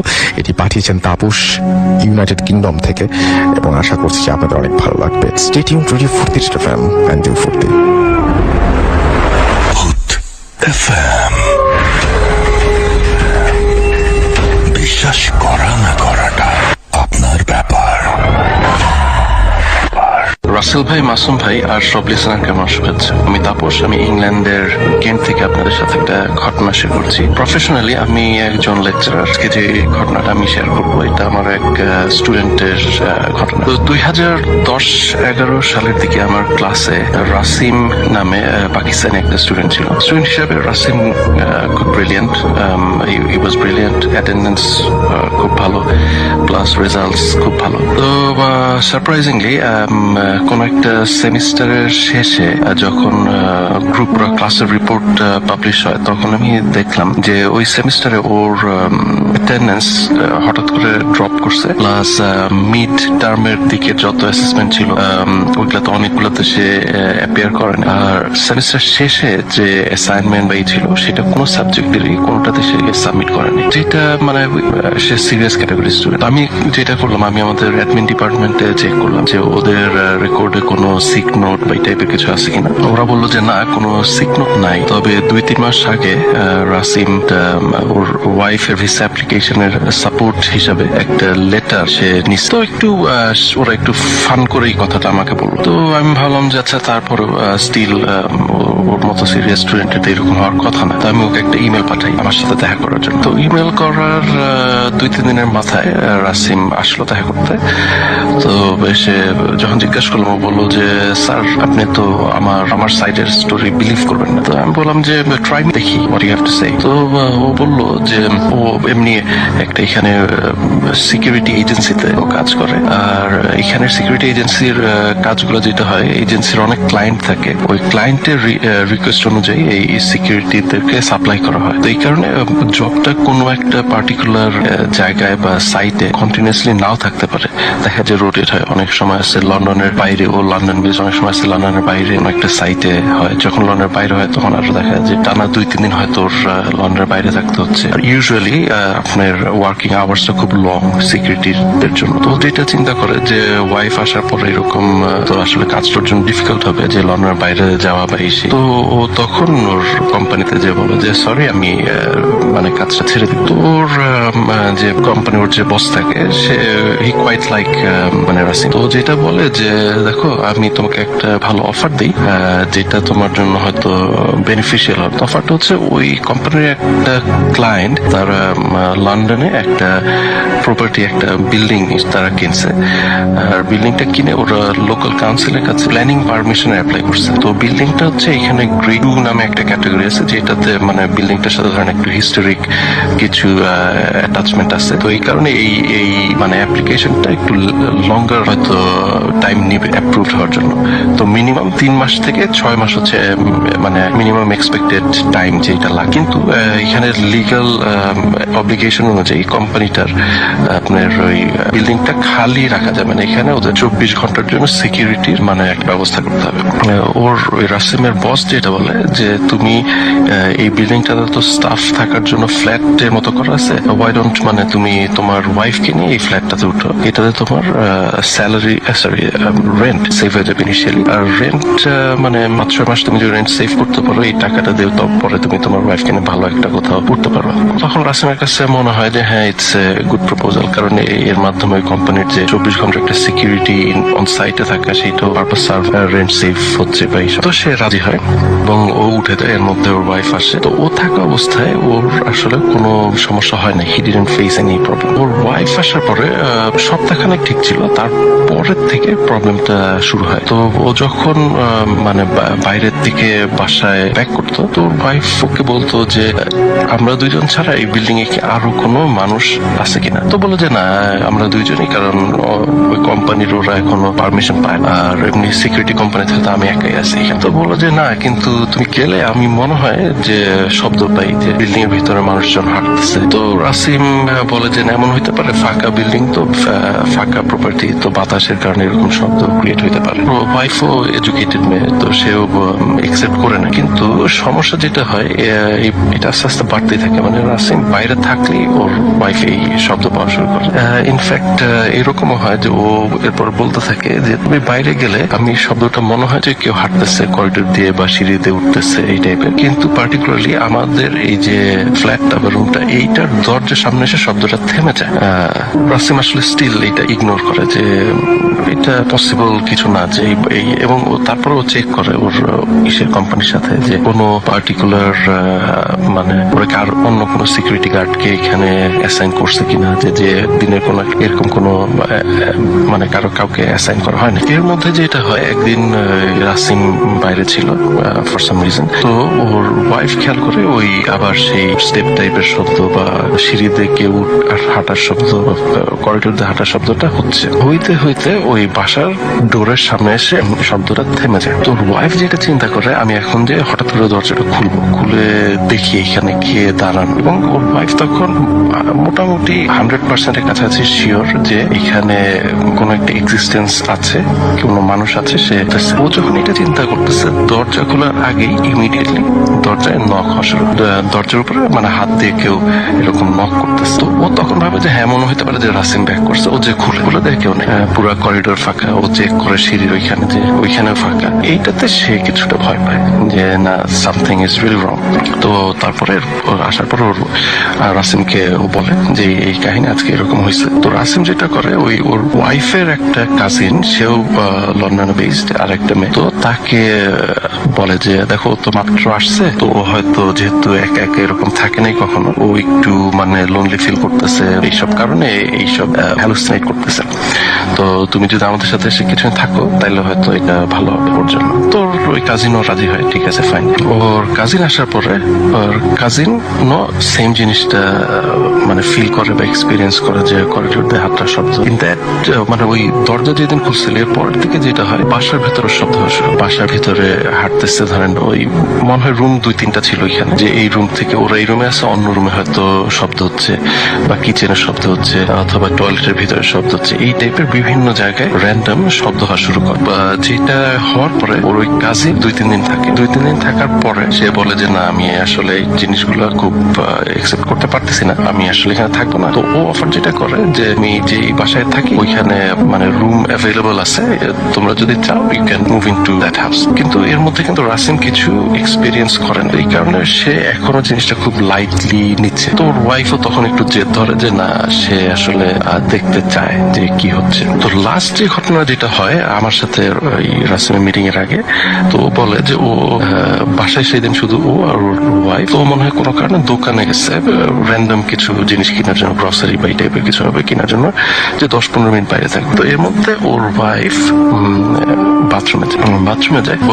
রাসিম যখন আসা ও চাবিতে ঘরে ঢুকে দেখে বাথরুমের ডোরটাও বাইরে থেকে লাগানো, বাসায় কিন্তু আর কেউ নাই। তো দেখে বাথরুমের ডোরটা করা। তো যে সাধারণত বাইরে থেকে বাথরুমের যেটা হচ্ছে আপনার প্যাডলক টাইপের থাকে আর কি, ওই ছিটকিনি টাইপের যেটা, ওইটা খুলে দরজা খুলে দেখে ওর ওয়াইফ ভিতরে বসে সে কাঁদতেছে। তো কি ব্যাপার, ও বলে যে তুমি যাওয়ার পরে তো এইরকম শব্দ হওয়া শুরু হয় বাসার ভিতরে, এবং বাথরুমের দরজায় নক পড়তে থাকে। তো নক পড়ার পরে ওর ওয়াইফ তখন দরজা শক্ত করে ধরে দাঁড়ায় থাকে। কিছুক্ষণ পর যখন খুলতে চায় তখন আর দরজাটা খুলতে, তো কারণটা অবভিয়াস যে এইটা হচ্ছে মানে বাইরের থেকেই তখন অলরেডি সামওয়ান সামহাউ এই বাথরুমের দরজাটা লক। এই ইনস্টেন্সে পরে রাসিম মানে একটু একসেপ্ট করা শুরু করে যে হ্যাঁ, সামথিং ইজ গোয়িং রং। তখন আমাকে বললো যে স্যার, আমি তো আমাদের যে লোকাল এখানের মসজিদ আছে, এখানে এক হুজুর আছে, তাকে আমি বলছি আমার বাসায় আসার জন্য, তো সে আসবে আগামী 1-2 দিনের মধ্যে। আসার পরে কি আপডেট হয় আমি আপনাকে জানাবো। এরপরে আরো সপ্তাহখানেক পরে, সপ্তাহখানেক না আরো বেশি হবে, আমার মনে হয় 2-3 সপ্তাহ পরে রাসিম আসে। তো বললো যে আপডেট হচ্ছে ওই হুজুর আসছিল, এসে সে মানে একটু দোয়া টোয়া পড়ছে বা এই করছে, কিন্তু তারপরে এটা আসলে রিজলভ হয় না। রিজলভ না হওয়ার পর ওই হুজুর বলছে যে দেখো, এটা হয়তো এমন কোন এন্টিটি যেটা হয়তো আমার ক্যাপাবিলিটি নাই। তো তখন ইংল্যান্ডে আরেকটা সিটি আছে যেটার নাম হচ্ছে পোর্টসমাউথ। তো ওই হুজুর বলে কম আলেম লোক আছে, সে হয়তো এসে তোমার করতে পারবে, এটা রিজলভ করতে পারবে। তো ও তখন এই পোর্টসমাউথের হুজুরের সাথে কমিউনিকেট করে যে এরকম একটা ক্রাইসিস হচ্ছে আমার বাসায়, তো আপনারা যদি এসে দেখতে পারেন। ওই হুজুর মনে হয় আরো কয়েকদিন পরে বা নেক্সট উইকে আসে পোর্টসমাউথ থেকে। এসে উনি দেখাটার পরে তো উনি কিছু মানে রিচুয়াল হয়তো করে যে বন্ধ করা বা হোয়াট এভার টাইপেরই, এগুলো করে। তো করার পরে বলে যে তুমি দেখো কি হয়, এটা রিজলভ হইতে পারে। তো রিজলভ যদি না হয় তখন আমাকে ফোন করে বলবা যে কি হচ্ছে সিচুয়েশন। তো এই ইসের পরেও রিজলভ হয় না। রিজলভ না হওয়ার পর আবার ফোন দেয় ওই পোস্টমাস্টার হুজুরকে। তো উনি তখন বলে যে দেখো, আমি যেটা করছি এটা যদি এই বাসাটার যদি কোনো সমস্যা থাকতো এটা রিজলভ হয়ে যাইতো, তো পসিবলি এইটা এখন আর তোমার বাসার প্রবলেমে নাই। তো তুমি এক কাজ করতে পারো, বাসাটা চেঞ্জ করে দেখতে পারো, তাহলে এটা 100% শিওর হয়ে যাবে যে প্রবলেমটা কোথায়। তো ও তখন ওই ওর ওয়াইফকে নিয়ে, ওই যে ওর ওয়াইফের যে কাজিন আছে ওই বাসায় যে ফর ফিউ ডে, তো তখন ওই বাসাতে সমস্যা শুরু হয়। ওর কাজিনের বাসায় এই নয়েজ বা দরজার লক হয়ে যাওয়া, তারপর কিচেনের থেকে জিনিসপত্র এলোমেলো করা, কাবার্ড থেকে জিনিসপত্র ফেলে দেওয়া, এই টাইপের সমস্যাগুলো তখন কাজিনের বাসায় শুরু হয়। তখন ওর ওয়াইফ তারপর রাসিম দুইজন একটু অকওয়ার্ড ফিল করে যে আমাদের কারণে আরেকজনের বাসায় এই প্রবলেমটা হচ্ছে। আর কাজিন যে বাসাটা আছে এটা বাসায় থাকতো, এটা একটা শেয়ার্ড ফ্ল্যাট আর কি। এখানে অন্যান্য রুমে যারা থাকতো তারা ওদের সাথে রিলেটেড না, এই কারণে ও আরো একটু রাসিমের জিনিসটা নিয়ে ফিল করে। তো তখন ওই ওদের যে হুজুর রাসিম যে পোর্টসমাউথের যে হুজুর, তো উনি বলে যে আচ্ছা আমি তো যেহেতু দূরে লন্ডনে না, তো আমার জন্য ডিফিকাল্ট এখান থেকে পুরো জিনিসটাকে রিজলভ করা, তো ইফ পসিবল তোমরা পোর্টসমাউথে মুভ করো। এই এট দিস মোমেন্ট রাসিম আমার সাথে দেখা করে এবং বলে যে স্যার আমরা হয়তো ভেরি সুন উইদিন 1 সপ্তাহ বা 2 সপ্তাহের মধ্যে আমরা পোর্টসমাউথে মুভ করতেছি। মুভ করার পরে যদি প্রবলেম রিজলভ হয় তাহলে তো ভালো, আমি I will be coming back again. আর যদি রিজলভ না হয়, এমন হইতে পারে হয়তো আমরা ইংল্যান্ড ছেড়ে আবার পাকিস্তানে ব্যাক করব। ওইখানে হয়তো এই টাইপের ইস্যুর প্রবলেম গুলো আরো বেটার ডিল করা যাবে, আরো রিসোর্সেস ভালো থাকবে। তো এইটা ছিল situation and eventually I lost contact with Rasim. যে আমি জানি না ওর প্রবলেমটাকে আসলে রিজলভ করতে পারছিল কিনা, ওরা কি ইংল্যান্ডেই ছিল না ওরা পাকিস্তান ব্যাক করছে, এই ব্যাপারগুলো আসলে জানি না। কিন্তু মানে এটা একটা আমার জন্য আনসলভড মানে স্টোরি, যেটা আমি জানি না যে এন্ডিংটা কি হয়েছিল, বাট আমার কাছে কাহিনীটা একটু মনে হয়েছে যে ডেফিনেটলি এটা শেয়ার করার মতো হয়তো কিছু। আর এই কারণে আমি আজকে আপনাদের সাথে শেয়ার করলাম। তো নিউ ইয়ারের শুভেচ্ছা দিয়ে সবাইকে শেষ করছি। Happy new year. FM. The night comes alive. বিশ্বাস করা না করাটা আপনার ব্যাপার। ইয়েস অফকোর্স, বিশ্বাস করা বা না করাটা আপনার ব্যাপার। এবং শুনছেন রেডিও ফুড রেড এফএম, ঘড়িতে সময় রাত 1:04 এবং চলছে ভূত এফএম। আশা করছি যে এই যে ঘটনাটা আমরা শুনলাম একটু আগে, একটা লম্বা অডিও ক্লিপ, এই অডিও ক্লিপটি আপনারা অনেক পছন্দ করছেন এবং আপনাদের অনেক ভালো লেগেছে এবং ভালো লাগার মতোই একটা ঘটনা। আমি জানি, আমি বিশ্বাস করেছি আপনারা বাংলাদেশের শুধু না পৃথিবীর যে প্রান্ত থেকে শুনছেন আপনাদের কাছেও হয়তো এরকম ধরনের ঘটনা আছে। সেই ঘটনাগুলো অবশ্যই আমাদের জানাবেন এবং আমাদেরকে আপনারা বিভিন্নভাবে জানাতে পারেন। ইমেইল করে জানাবেন, কিন্তু বিভিন্নভাবে জানাতে পারেন। সেটা হচ্ছে আপনারা লিখে জানাতে পারেন, অডিও ক্লিপের মাধ্যমে জানাতে পারেন, বাট আপনারা জানান আপনাদের ঘটনা। তো আমি এখন যেটা করবো সেটা হচ্ছে আবারও আমাদের অতিথির কাছে যাব এবং তার কাছ থেকে ঘটনা শুনে আসবো। আপনার নামটা প্লিজ একটু বলবেন। আমাদের প্রথম যে অতিথি তিনি আবার আরেকটা ঘটনা বলবেন এবং তারপরে আপনার ঘটনাটা আমরা শুনবো। থ্যাংক ইউ রাসেল ভাই, Sakib again. You're most welcome. Rasel ভাই এখন স্টোরি শেয়ার করবো। এই স্টোরিটা হচ্ছে 2008-এর একটা ঘটনা। এই জি। স্টোরিটা হচ্ছে আমার এক ছোট মামা, ওর নাম হচ্ছে রাকিব সরকার। রাসেল ভাই সরাসরি স্টোরিতে চলে যাচ্ছি। জি। তো রাসেল ভাই ও একটা টাইম হচ্ছে মাদ্রাসা স্টুডেন্ট ছিল, বা মাদ্রাসা স্টুডেন্ট থাকাকালীন অবস্থায় তো ওর মাদ্রাসার পড়ালেখা ওর ভালো লাগছে না। তো ওর বাবাকে বলে যে আব্বু আমার মাদ্রাসার পড়া ভালো লাগছে না, আমি মাদ্রাসায় আমি পড়বো না। তো তারপরে হচ্ছে ওর বাবা ওকে নিয়ে এসে একটা তারাগঞ্জে, একটা রংপুর জেলার তারাগঞ্জ থানার একটা গ্রামের স্কুলে ওকে ভর্তি করা যায় আর কি। তো হয় কি যে সামার ভ্যাকেশনে সব স্কুল থেকে হচ্ছে পিকনিকে চলে যায়, তো ওদের স্কুল থেকে যথারীতি পিকনিকে যাওয়া হয় আর কি। দেখা যাচ্ছে যে রংপুর থেকে প্রায় অনেক দূরেই ছিল, বাহিরে একটা পিকনিক প্লেস ছিল। তো ওখান থেকে তারা পিকনিক শেষ করে তো দেখা গেল যে ফিরতে ফিরতে রাত 12টা হয়ে যায়। তো সবাই জানে যে আপনার হচ্ছে পিকনিকের বাসগুলো ফার্স্ট অফ অল স্কুলে আসে, স্কুল থেকে যে যার মতো বাসায় চলে যায়। তো ও বাসায় স্কুলে চলে আসে। আসার পর ওর একটা ফ্রেন্ড ছিল, তো ওর ফ্রেন্ডের নাম পারভেজ। তো পারভেজ সহ দুজন আসতেছিল। তো পারভেজ বলে দোস্ত এখন তো রাত হয়ে গেছে, তো প্রায় 12টা বাজে, তুই আজকে আমার বাসায় থেকে যা। তো বলে দোস্ত না থাকা যাবে না, আমরা আগাদাগি করবো, বাসা তো পাশেই। তো বলে রাখি যে পারভেজের বাসা থেকে ওর বাসা যাইতে মাত্র 20 মিনিট টাইম লাগে আর কি। তো বলে যাইতে পারবো। তবে দেখ ভেবে দেখ, অনেক রাত কিন্তু, ভয় পাবি আবার, না কিচ্ছু হবে না। তো এই বলে ওখান থেকে রওনা দেয়। তো দেওয়ার পর ও একটু ওর পারভেজের বাসা থেকে প্রায় 10-15 মিনিট হাঁটার পর ওর কেমন জানি একটু গা শিরশির করছে, হঠাৎ করে লোম দাঁড়া যাচ্ছে, একটু ভয় ভয় কাজ করছে। তো ও ভাবলো একা একা আসতেছি, আর সেই সময় শীতকাল ছিল, যদিও ফেব্রুয়ারির দিকে, ফেব্রুয়ারির শেষের দিকে একটু একটু হালকা ঠান্ডা থাকে, আর উত্তরবঙ্গে তো এমনিতেই অনেক প্রচুর ঠান্ডা। তো ও বললো যে হয়তো বা সোয়েটার নিয়ে আসি নাই, হয়তো বা এরকম ফিল হচ্ছে। বাট ও ওখান থেকে জাস্ট যত স্টেপ সামনে যাচ্ছে তত ওর ভয়টা জেগে বসছে ওর বডিতে, কেমন যেন ফিল হচ্ছে। তো আসলে ভাই ওকে বাসা আসতে হলে একটা বাসঝাড় ক্রস করতে হয় ফার্স্ট অফ অল। তো ফার্স্ট অফ অল যখন ও বাসঝাড়টা ক্রস কাছে আসে, তো দেখতেছে বাসঝাড়গুলো অটোমেটিক দুলছে। তো ভাবলো এখন কোনো ঝড় নেই, কোনো কিছু না, ওয়েদার অনেক কুল, তারপরে কেন এত বাস টাইম নড়ছে বা সামথিং লাইক। তো ও ওটা মাথা না নিয়ে, ও মাদ্রাসা স্টুডেন্ট, একটু বুঝতে পারছে যদি এত রাত হয়তো তার সামথিং ইজ রং, একটা প্রবলেম হতে পারে। দেন তারপরে ও আরেকটু যখন সামনে এগোচ্ছে, তো সামনে যখন এগোচ্ছে একটা বড় বট গাছ তাকে আবার ক্রস করতে হবে। বট গাছটার কাছে যখন আসে, হঠাৎ করে বড় একটা ডালটা অনেক কাঁচা ছিল, ওর সামনে ভেঙে পড়ে। ওর প্রায় হচ্ছে 2 হাত সামনে ভেঙে পড়ে, আর একটু ওর মাথায় পড়তো। তো ও এটা নিয়ে খুবই ভয় পাচ্ছে। তো এত রাত্রে গ্রামের লোকজন দেখা যায় 7টার মধ্যে সে ঘুমিয়ে পড়ে। তো ও ভাবলো যে চিল্লাচিল্লি করলেও কেউ শুনবে না। তো তারপরে ও যেহেতু মাদ্রাসা স্টুডেন্ট, ও একটু মানে দোয়া জানে, ওগুলা মনে মনে করছে। তো এখনো ভাবলো যদি আমি এই রাস্তা আমার জন্য খুবই রিস্কি হয়ে যাচ্ছে, তো আমি একটা বাইপাস ইউজ করতে পারি।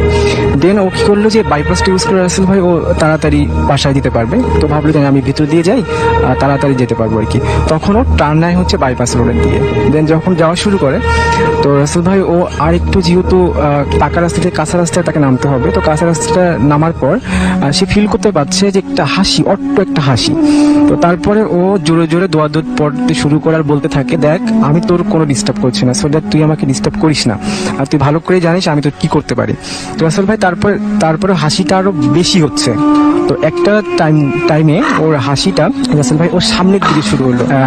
এর আগে হচ্ছে ওর পিছনের দিকে হাসিটা হচ্ছিল, বাট এখন সামনের দিক চলে যাচ্ছে। যতই যাচ্ছে হাসিটার আওয়াজ আরো তীব্রতর হচ্ছে। তো তারপরে ও একটা সময় দেখলো যে একটা অনেক বিকট সামনে এসে হাসতেছে, জিবাটা অস্বাভাবিক বড় ছিল, আর চোখ দিয়ে প্রায় হচ্ছে মানে রক্ত ঝরছে এরকম একটা ফেস, আর চেহারাটা প্রচন্ড ব্ল্যাক ছিল। ও আবারও বলে যে লাস্ট ওয়ার্নিং দিচ্ছি, তুই চলে যা। রাসেল ভাই ওদের একটা হুজুর ছিল, তো হুজুর ওদেরকে একটা দোয়া শিখায় আর একটা টেকনিক শিখায় দিয়ে বলে যে তোমরা যখন কোনো খারাপ আত্মার সম্মুখীন হবা, তোমরা যদি রাস্তায় ধুলা পাও, তো ওই ধুলা হাতে নিয়ে বাম হাতে নিয়ে ডান হাতের বুড়া আঙ্গুল চেপে ধরে যদি তোমরা এই সূরাটা পাঠ করো, তাহলে খারাপ আত্মার প্রভাব তোমাদের কাছ থেকে চলে যাবে।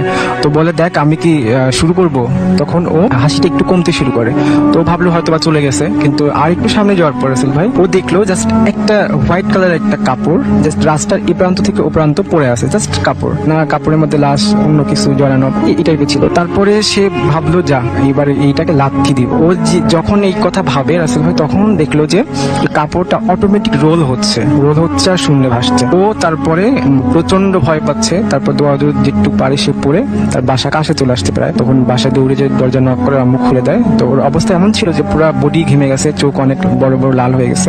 তো আম্মু বলে তোর এই অবস্থা কেন, শীতের সময় কি দৌড়েছি? না আম্মু আমি এখন শাওয়ার নিই। বলছে যে এত রাতে শাওয়ার কেন নিবি? না আমার শাওয়ার দরকার আছে, আমি শাওয়ার নিতে হবে। তো রাসেল ভাই ও শাওয়ার নেওয়ার আগে, তো ও যখন ওর বেডরুমে যায়, তো যাওয়ার পর ওখান থেকে টাওয়েল নিবে, নেওয়ার সময় দেখে ঘড়িতে যেখানে ওর আসতে লাগতো 20 মিনিট টাইম, সেখানে 1 ঘন্টা 20 মিনিট টাইম লেগে। তখন ভাবে তাহলে 1 ঘন্টা সে কোথায় ছিল। সে যে প্রথমে বাঁশঝাড়ের যে একটা প্রবলেম ক্রিয়েট হলো ওটা ফেস করলো, দেন হচ্ছে বট গাছ, দেন হচ্ছে ওই যে বিকট চেহারার যে ফেসটা, দেন হচ্ছে কাপড়। এটা ক্রস তো এত টাইম লাগার কথা না, তার 1 ঘন্টা 20 মিনিট টাইম লেগে গেছে। তারপর অসুস্থ হয়ে যায়। তারপর এলাকার একটা কবিরাজ ছিল, তো কবিরাজের কাছে নিয়ে যাওয়ার পর কবিরাজ কিছু তাবিজ, তারপরে দোয়া পড়ে দেয়। ও তারপরে ও তাবিজটা এখনো সাথে আছে। ওর ইচ্ছা ছিল স্টুডিওতে ঘটনা শেয়ার করবে, বাট ও অনেক দূরে থাকে। বাট ওইখানে আমাকে বলতে বলছে নেক্সট টাইম অবশ্যই আসবো, ওর কাছে অনেক স্টোরি আছে। আসলে এই ছিল তার সাথে একটা story. Thank you so much আপনার ঘটনার জন্য, আপনাকে অনেক ধন্যবাদ। আমরা চলে যাব আমাদের পরবর্তী অতিথির কাছে এবং তার কাছ থেকে একটা ঘটনা শুনে আসবো আমরা। আপনার নামটা প্লিজ একটু বলবেন, আপনি কোথা থেকে এসেছেন, তারপর আপনার ঘটনায় যাব। থ্যাংক ইউ রাসেল ভাই। আমি মেহেদি হাসান, আমি মিরপুর থেকে এসেছি। আমার দেশের বাড়ি গোপালগঞ্জ জেলার কোটালীপাড়া উপজেলায়। তো আমি আজকে যে ঘটনাটা আপনাদের সাথে শেয়ার করতে চাই, এই ঘটনাটি ঘটেছে গোপালগঞ্জ জেলার কোটালীপাড়া উপজেলায়। ঘটনাটি ঘটেছে রাসেল ভাই আমার নানার সাথে। তো আমি আমার নানার মুখ থেকে ঘটনাটা শুনেছি, সেই ঘটনাটি আজকে আমি আপনাদের কাছে শেয়ার করতে চাই। তো আমার নানা আগেরকালের মানুষ, তো তখন তারা একটু মাছ টাছ এইগুলা ধরতো। তো নানা রাতের বেলায়, বেশিরভাগ সময়টা রাতের বেলায় মাছ ধরতো, কারণ রাতের বেলায় অনেক মাছ পাওয়া যায়। তো রাতের বেলায় নৌকা নিয়ে আর সে মাছ ধরতে যেত। তো তার ছোট একটা ভাই ছিল, তার ভাইকে নিয়ে সে মাছ ধরতে যায়। দুজন মিলে রাতের বেলা যখন মাছ ধরতে যায়, তারা যে বিলে মাছ ধরতে যায়, সেই বিলের সাইডে একটা বাগান থাকে। ওই বাগানের আশপাশে তেমন একটা যেত না, কারণ ওই বাগানে নাকি অনেক সময় অনেক কিছু অদ্ভুত টাইপের কিছু একটা দেখা যেত। তো অনেক সময় অদ্ভুত দেখা যেত, কখনো কখনো দেখা যেত যে অর্ধেক ঘোড়া অর্ধেক মানুষ, এরকম টাইপের কিছু একটা দেখা যেত, যার কারণে ওই বাগানের আশপাশে তেমন একটা ঘোরাঘুরি কেউ করতো না, কেউ যেত না। মাছ ধরতে ধরতে অনেক সময় মাছ ধরতে ধরতে তারা দুজন ওই বাগানের কাছে চলে যায়।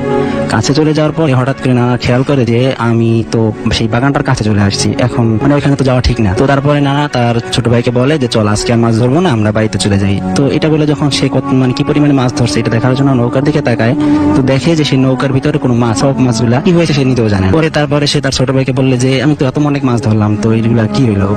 সে তার ছোট ভাই একটু ভয় পায়। তো নানা বুঝতে পারে যে না, বিষয়টা আসলে স্বাভাবিক না, এটা অন্য কিছু হয়তো। তো নানা বলে চল আজকে আর মাছ ধরা লাগবে না, আমরা আজকে বাড়ি চলে যাই। বাড়ি চলে যাই এটা বলে যখন তারা মানে বাড়ির দিকে রওনা দিল, তো নৌকা করে বাড়ির দিকে যাইতেছে, তাদের বাড়ি যাওয়ার সময় একটা ব্রিজ ক্রস করতে হয়। তো ব্রিজের নিচ দিয়ে তো যায়, ব্রিজের দুই পাশে দুইটা তাল গাছ আর দুইটা তাল গাছ আছে। নানা যখন ব্রিজের কাছ পর্যন্ত আসে তখন সে হঠাৎ করে দেখতে পায় যে মানে কি ধরনের একটা আকৃতি, মানে অনেকটা লম্বা, অনেক দুইটা পা, মানুষের মতো দুইটা পা, একটা পা তাল গাছের এই পারে দেওয়া আর একটা পা ওই তাল গাছের আর এক পাতায় দেওয়া। তো এইটা দেখে তার ছোট ভাই হঠাৎ করে ভয় পেয়ে যায়। আর ছোট ভাই ভয় পাওয়ার কারণে তারপরে নানা সাহস করে তাকে বলে না আসলে সব কিছু না, তুই চল, কিছু হয়নি। এটা বলে তার সে দূরে পড়তে পড়তে চলে যায় ওখান থেকে। তো যাওয়ার পর তার ছোট ভাই যে ভয় পায়, তারপরের দিন থেকে তার ছোট ভাই জ্বর এসে যায়। জ্বর এসে যাওয়ার পরে প্রথমে পর্যায়ে গ্রামের ডাক্তারদের ডাক্তার দেখায়, তো তারপরে জ্বর তার ভালো হয় না। তো নানা ভাই থেকে সিদ্ধান্ত নেয় যে তাকে নিয়ে মানে বড় কোনো হাসপাতালে দেখাবে। তো তখন গ্রাম অঞ্চলে ততটা ভালো তখন মানে হাসপাতাল ছিল না। তো তার জন্য তাকে নিয়ে ফরিদপুর হাসপাতালে আসার জন্য মানে সিদ্ধান্ত নেয়। তো তারপরে তখন এত গাড়ি ঘোড়াও ছিল না, যার জন্য নৌকায় করে আসার একটা সিদ্ধান্ত নেয়। তো তারা সেই নানার ছোট ভাই আর একটা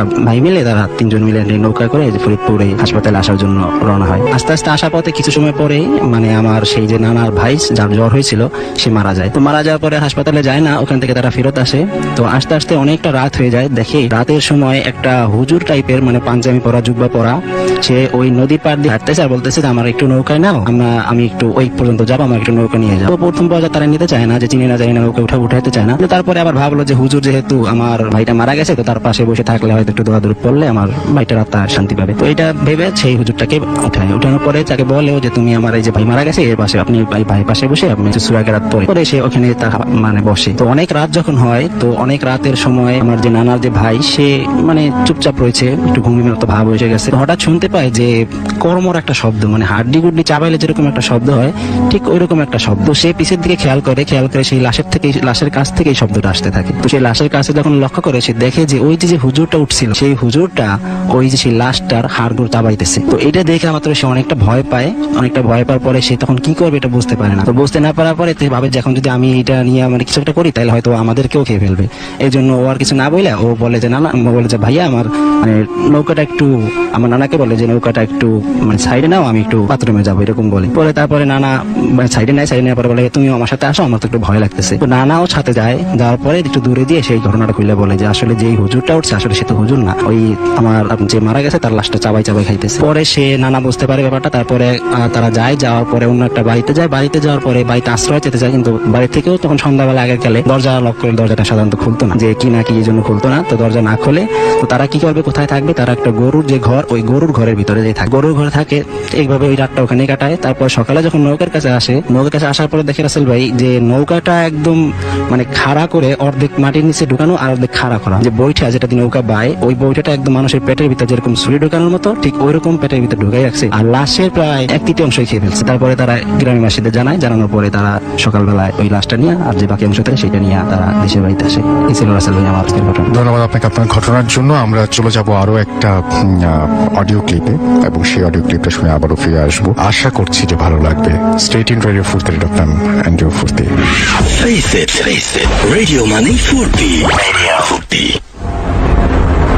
Hot FM.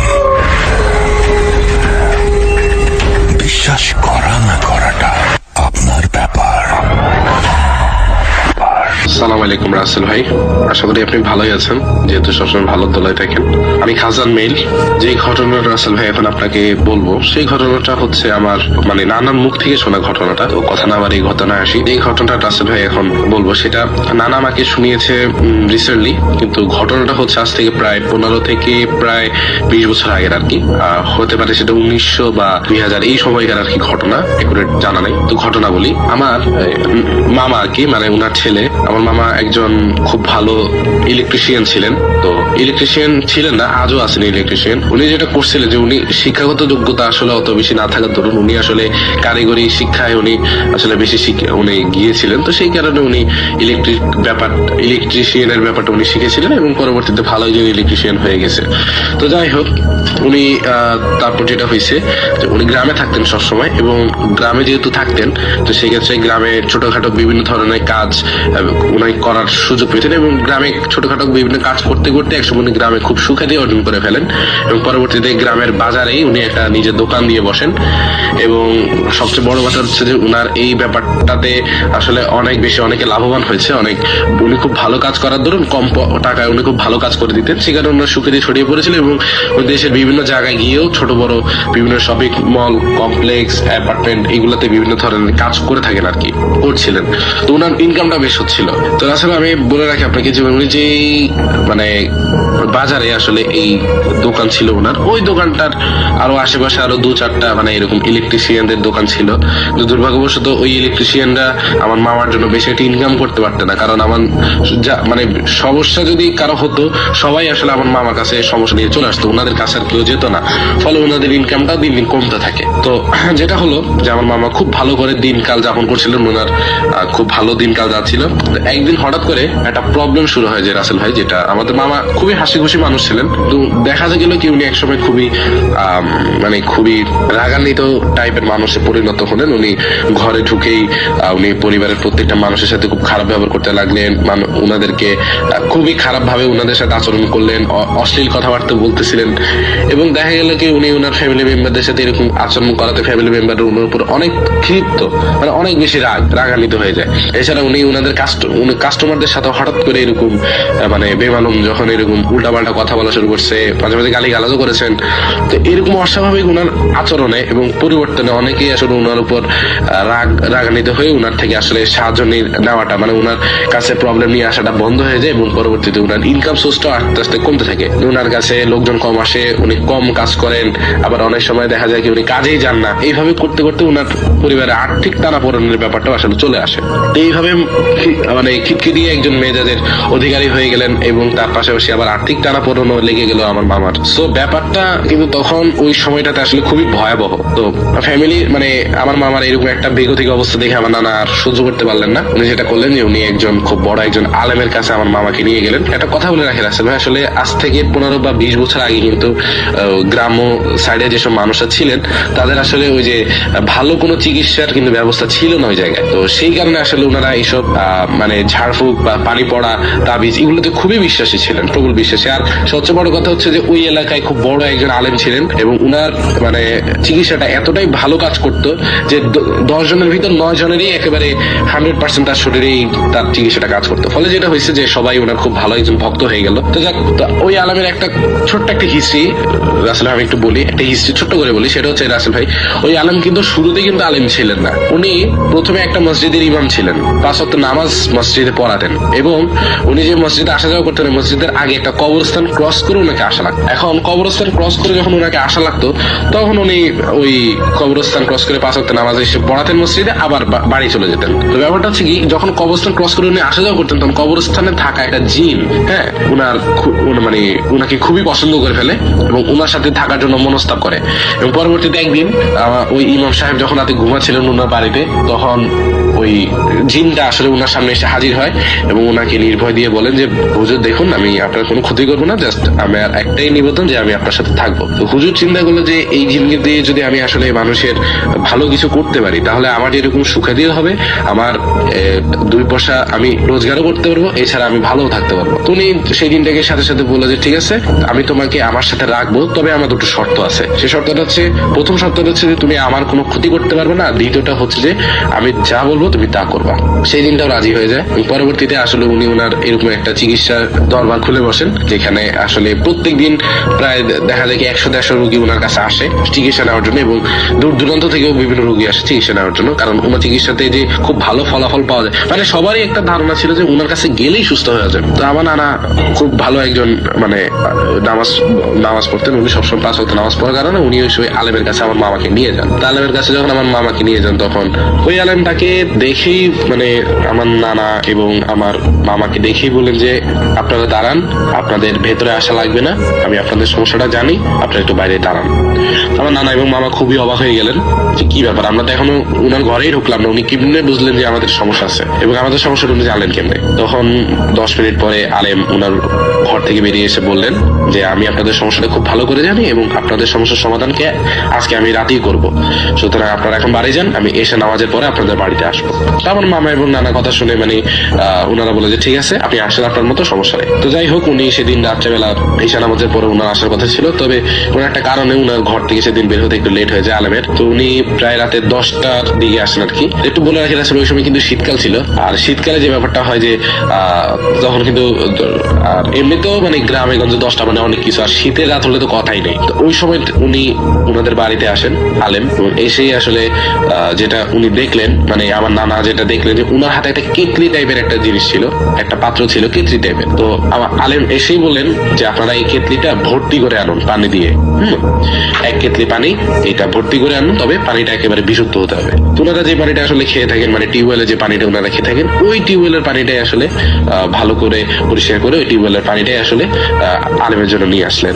এবং আলেম তখন বলল যে ধন্যবাদ, আপনারা এখন মাটিতে বসেন, আমি খাটে বসতেছি, আর আমার মামাকেও খাটে বসতে বলা হলো। তা আমার মামা হচ্ছে খাটের নিচের অংশে, খাটের পায়ের দিকের, খাটের পায়ের অংশে বসছে, আর মাথার অংশে বসছে হলো আলেম, আর আমার নানা নানি বসছেন হচ্ছে মাটিতে। তখন আমার নানাকে ওই আলেম নির্দেশ দিলেন যে আপনাদের ঘরে যত বাতি আছে সব নিভাই দেন। তো রাসেল ভাই তখনই ওই উনাদের ওই জায়গায় ইলেকট্রিসিটি ছিল না, উনারা ওই যে হারিকেন বা ওই যে মোমবাতি জ্বালিয়ে আর কি উনাদের দিন চলতো। তো বলে যে আপনাদের যত মোমবাতি আছে মোমবাতি গুলা নিভাই দেন। আর একটা কথা যে আপনারা এরপর থেকে যা দেখবেন সবকিছু শুধু দেখে যাবেন, আমি যতক্ষণ না কোনো কথা বলবো তার আগ পর্যন্ত আপনারা কোনো কথা বলবেন না। তো ওনারা সবগুলা বাতি নিভিয়ে দেন। ওনারা সবগুলো মোমবাতি নিভিয়ে দেওয়ার পরে আলেম তার কাজ শুরু করে। আলেম প্রথমে মোটামুটি প্রায় 5 থেকে 10 মিনিট বিভিন্ন ধরনের সূরা পড়তে থাকে, এবং সূরা পড়ার পরে যেটা করে যে উনি একটু চুপ হয়ে যান, অনেকগুলো সূরা পড়ে ফেলেন, এবং সূরা পড়ার পরে উনি একসময় চুপ হয়ে যান। তো চুপ হয়ে যাওয়ার পর উনি খুব লম্বা করে একটা ফু দেন ওই পানিটার ভেতর, যে পানিটা ওই কেতলিতে আছে, ওই কেতলির পানিতে উনি লম্বা করে একটা ফু দেন, এবং ফু দিয়ে যেটা করেন যে ওই কেতলির পানিটা পুরো ঘরে একটাবার ছড়ায় দেন, ওই খাটে বসেই ছিটিয়ে দেন ওই পুরা ঘরের ভেতর ওই কেতলির পানিটা। তো যাই হোক, কেতলির পানিটা ছিটায় দেওয়ার সাথে সাথে রাসেল ভাই একেবারে সাথেই মনে হলো যে খুব ভারী একটা বস্তু, খুব ভারী, প্রায় অনেকটা হলো যে কি বলি রাসেল ভাই, যে 100 কেজি ওজনের যদি একটা মানুষ 3 তলা উঁচু থেকে যদি একটা মাটিতে পড়ে, মাটির উপর যেরকম একটা প্রেসার তৈরি হবে, ওই প্রেসারেই ওনাদের ঘরের টিনের উপর মনে হয় কিছু একটা পড়লো, এতটা শব্দ হয়েছে। এই শব্দে তো আমার মামা নানা নানি সবাই ভয় পেয়ে গেছে, কিন্তু আলেম কিন্তু কোনো ভয় পান নাই। তো যেটা হলো রাসেল ভাই, যে সবাই যখন এই শব্দটা শুনে ভয় পেয়ে যান, আলেম তখন বসেই রয়েছে, উনি ওনার কাজ করে যাচ্ছেন। তো তখন ওই শব্দটা আস্তে আস্তে আস্তে করে মনে হচ্ছে যে চালের উপর থেকে নিচের দিকে নেমে আসতেছে, এবং পরবর্তীতে